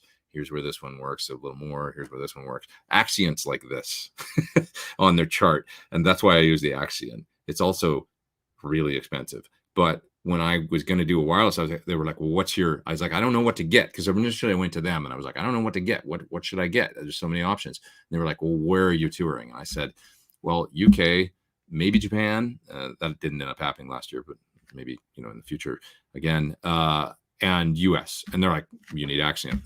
And I was like, but it's like however much money. And they're like, you need the Axient. Otherwise, you can use different wirelesses in different regions. So in other words, your GLX will work great, like in some places, but other places, not so much. And that's what it just becomes. This is a difficult thing if you're a company, because you're chasing a moving target, because the laws change, the frequencies change, and then like more, as Wi-Fi and cell phones and everything. It's like, it's difficult because, more stuff comes online and then all these frequencies are used up now. This wireless we had 5 years ago doesn't work anymore. It's kind of it's a crazy thing trying to make a wireless that when you're in this constantly changing environment with frequencies and stuff like that, right? As you can possibly, imagine, right? It's difficult. The Axient, and I say this in the Shure video, it's when you pick it up, it's this. So it's a piece of 19-inch rack gear, right? Look at some of these other wirelesses. They're like half rack or quarter rack size, whatever. They're like this big, right? Pick up the Axient. It's this deep. It's this wide, and it's heavy. It's full of stuff. like in order to work like all over the world, right? It's just full. And I said that to the shirt. He's like, yeah, it's, we had to make it like it costs what it costs because it's absolutely packed with electronics so that you can use the damn thing all over the world and get 200 meters of range, without dropouts and stuff, no matter where the hell you are on Earth. So once again, there's no free lunch, So, Rhett smells like mescal, he says. Wow. Smoky. Good man. Good man. Let's see. What else we got? Do you tweak your quad Cortex patches much to improve the tones for in-ears?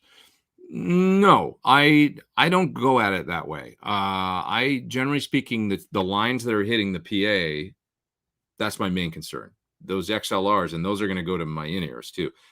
I'm not going to tune those in to sound good in my ears because then the sound's going to change for the front of house too, So I want to make that sound great. I'll dial them in on studio monitors, in here and go like, all right, that sounds killer. And then generally, if I do that and I really stay true to what, okay, that's great. I give them to the PA, they pull them up and they go, great, man. Sounds good out here. Well, maybe we'll do a low cut at like a high pass filter at like 80 or 100 or something, if the PA is, exceptionally bassy or something. But generally speaking, if I do that, then it's like cool. Now, if you put your in-ears in and you start dialing in the tone for that, you've lost the plot, I think, because now you're going to change the sound at front of house and you're going to go down a road you don't want to go down. Better thing might be like I run cabs on stage. This is an interesting thing. I run the cabs on the stage on a second set of outputs, right, that don't have any speaker simulation on them with a power amp, right? Plug in the cabs. I put a graphic EQ in my patches on that because I could EQ the cabs. Nobody's going to hear those in the PA or whatever. So if I wanted to cut some high end, cut some lows, whatever, I didn't end up using it. It just worked. It's like, I don't know, like line 3-4 coming out of the quad into Matrix power amp into a couple of mismatched Sir 112s. I used a vintage 30 in one and a warehouse speaker in the other one. I spaced them out on the stage a little bit so they were about 5 feet width so that I could get a stereo coming behind me. It just sounded great. It was like I never felt the need to adjust the tone at all. I'd roll up and down the tone control on my guitar a little bit to get brighter, darker. Another interesting thing I found on the tour, I used the parallel position on my new signature guitar a lot, the Thorn 2 in the bridge. I pulled the tone pot out and used it in parallel, and it's like spanky and bright, but it sounds great in the mix with John's a active piano player. When he plays loud and stuff, there's a lot of chords going on and so in order to fit in your niche in that sound with piano, bass, and drums, especially on the piano songs, I'd go to the parallel sound, and it would just cut right through and not sound thin to me. I mean, it's a thinner sound. It's not like a big, beefy, dirty sound or something. It's like more like a cutting box tone. Like think Strat on position 2 or even the bridge pickup through an AC30, that kind of sound. But that in context with a big full piano left hand going and the whole 9 yards, it sound great. So I found the parallel position on my guitar really, really, really, really useful on this tour. Patrick Carroll's mentioning New York City weather report. Yeah, that was a fun song. That's a song that we do. That was I got a solo, kind of extended solo on that was really fun to play. Really, really, really fun. All right. Friends don't let friends bend with capos. Yeah, that's true. All right. Okay. If you have a moment, you can reseat the capo. I don't like doing that because I don't put the capo on. I don't tune and put the capo on. I put the capo on and tune because I want to be really in tune with the capo. So if I were to take the capo off after the solo where I've bent the string out of tune, now it's going to go to the open. It's going to be out of tune. Nope. I tune with the capo. If I absolutely have to, I'll put the capo on as light as pot. Like if I don't have time, I'll put it on almost on top of the fret. That's my capo trick. You put it almost on top of the metal of the fret, just behind, so like If you can see gap between where you put the capo and the fret, you're going to be sharp every damn time.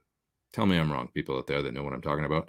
You want to put the capo on so it's literally close, just behind the peak of if your frets are nice and, crowned, you want to put it just behind and you can't see fingerboard in between the capo. If you do that, you're out of tune for sure. But if you do that and you do it you're very careful with the tension, you might not need to retune. I'll still retune though, because I want to be in tune, so I'm good with capos. I hate being out of tune. I'm a tuning maniac. Okay. What else? I should go soon. Patrick says, it was a little surreal meeting you and Sean. That's you, Patrick. I remember, of course, now. Right, of course. And we had a good talk afterwards. Yeah. Wish the COVID precautions didn't make me feel like I had cooties, but it was a fun 5 minutes. No, dude, we didn't think you had the cooties. It was nice outside, though, anyways, hanging on it was hot everywhere on tour. So it was nice at night. Finally, we could hang outside and get a little bit of relief from that heat every day. Because, God, that was a hot day in Minneapolis, that show that you came to. But it was great to meet you. Met a few folks from the show that frequent Sunday Live and stuff while I was out there, and that was really nice. Okay. This is just what I needed. Boring Monday night. Hope I wasn't too boring, but I probably was, talking about the intricacies of the ins and outs of wireless. It's important though, isn't it? Do you have a 2203 or 2204? Not really.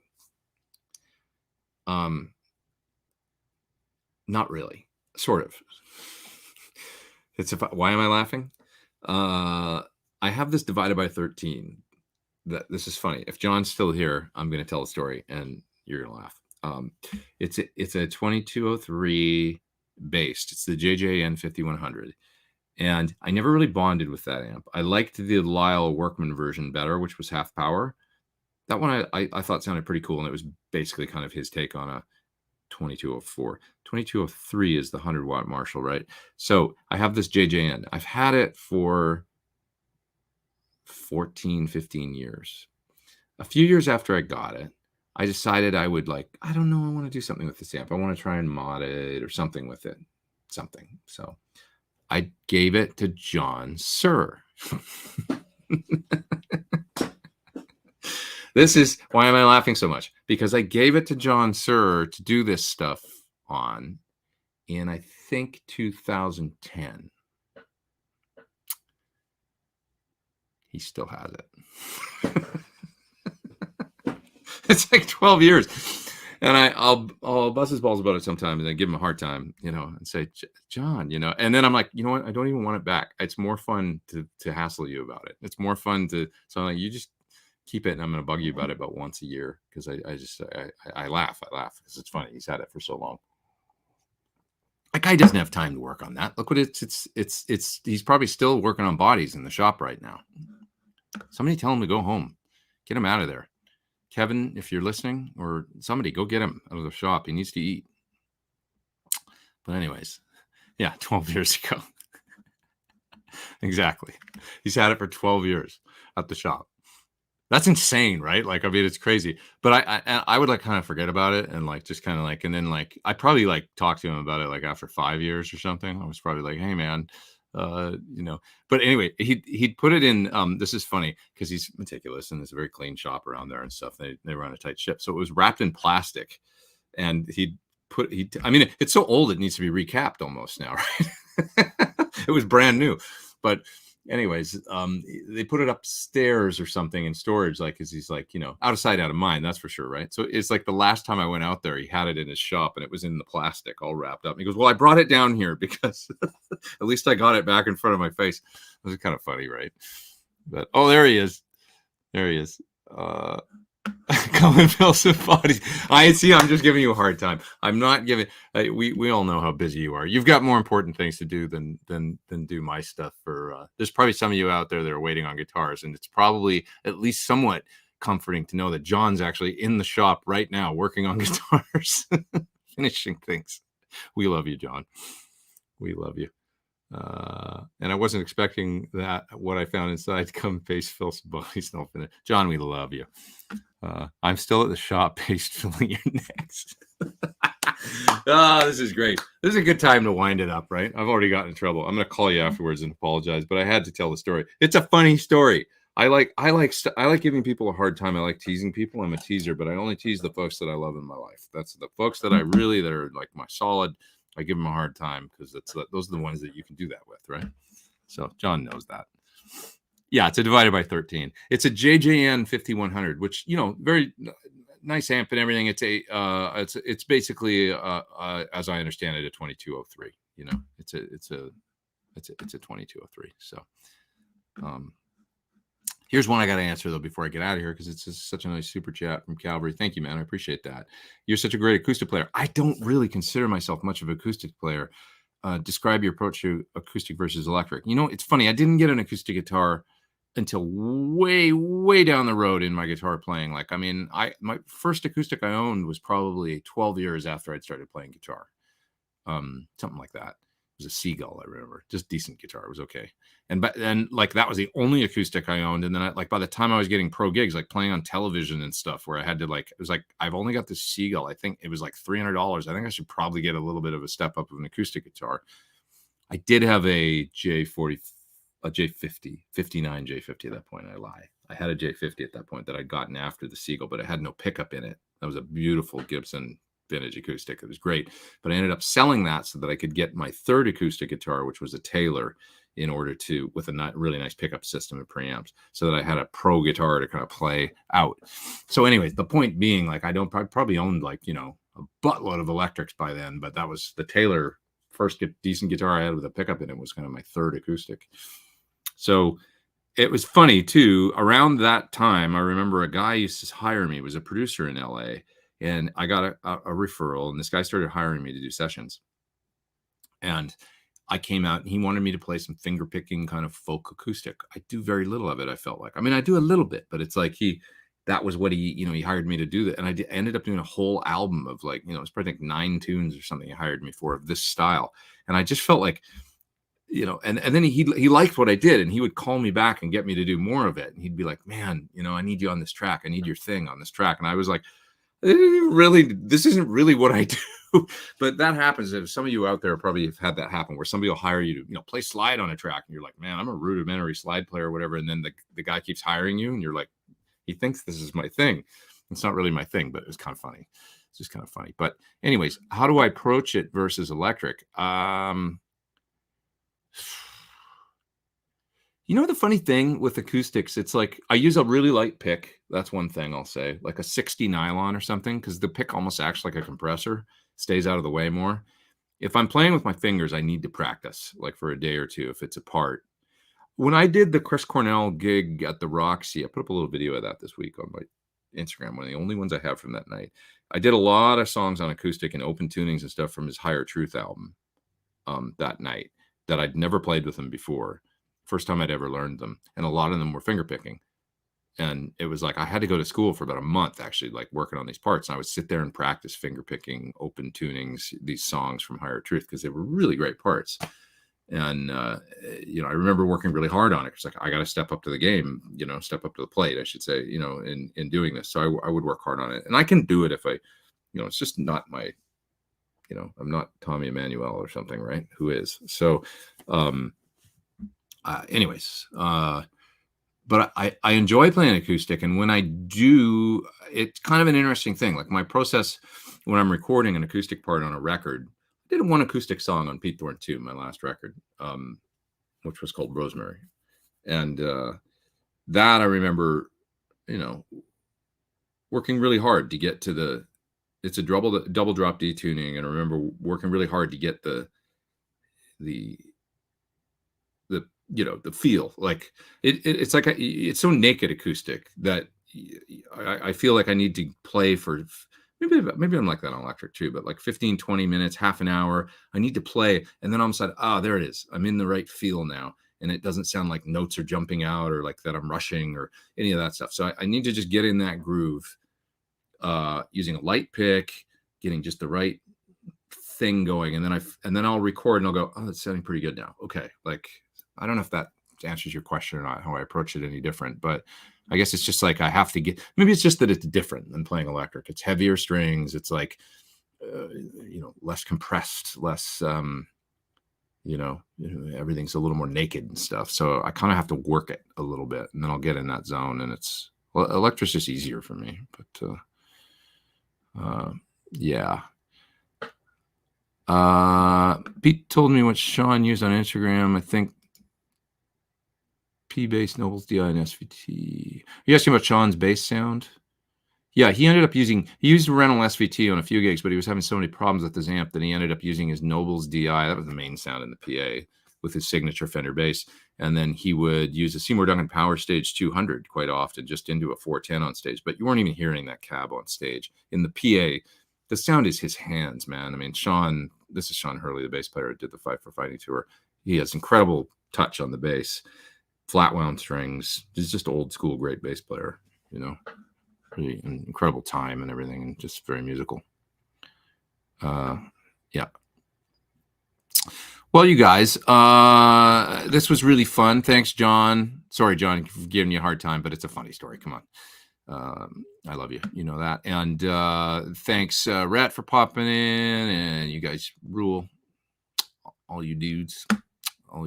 And thanks to everybody for tuning in at a strange time. I really appreciate that.